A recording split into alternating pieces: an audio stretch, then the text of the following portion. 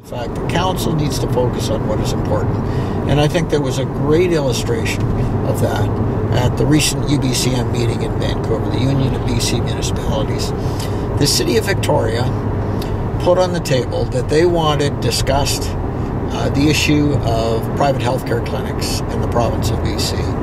And this has been done a number of times by the City of Victoria, and the members of the UBCM have become very frustrated by it because their attitude is this is not a municipal issue.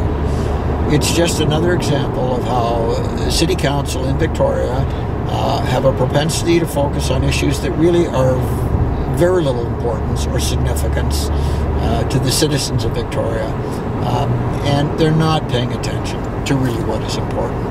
There were no doubt some very important issues that could have been brought to the attention of the UBCM from the standpoint of the City of Victoria. I mean, and it is incredible.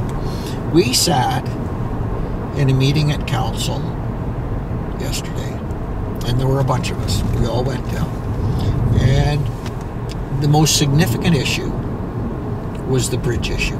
The fact that the scope was changing, the budget was changing, and, boy, this is important. They got to get a handle of it. They spent more time listening to the Victoria Airport Authority make a presentation and then debating the governance structure of the Victoria Airport Authority, of which is really an irrelevant issue from the standpoint of the citizens of Victoria.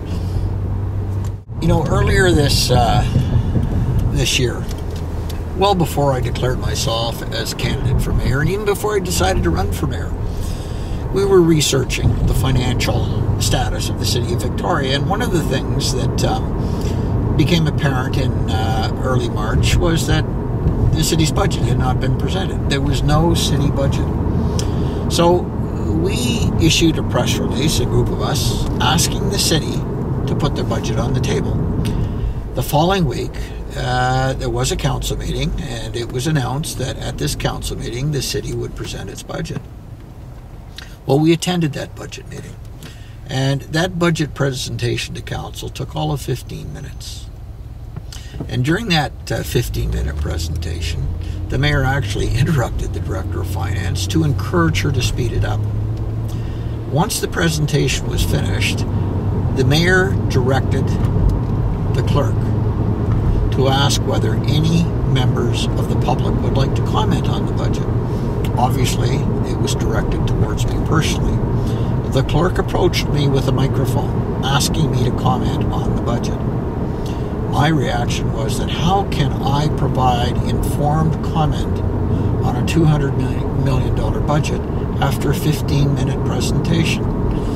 It was at that point that it became apparent to me that City Hall is run behind closed doors, that there are very few people that are given the ability to truly see the information necessary that drives informed decisions. So anyways, that was very frustrating.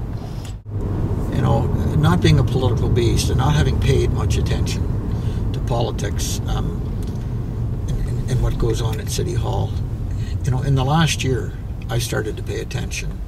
And the more attention I pay, the more disgusted I am in terms of the behind-the-scenes decision-making,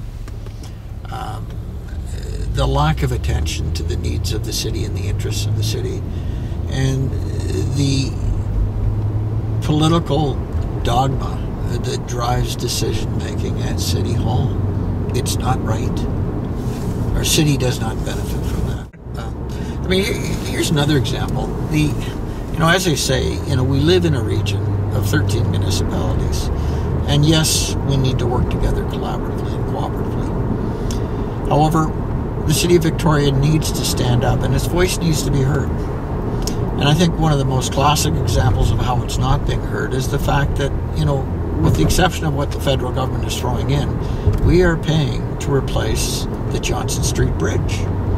On the other hand, the Craigflower Bridge, which is being replaced, is being paid for the most part through funds of the CRD and the gas tax.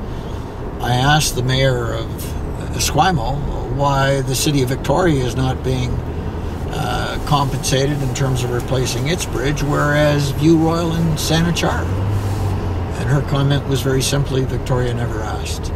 Well, I think Victoria needs to stand up and ask in the future. I don't think we can continue to carry the financial weight for the rest of the region.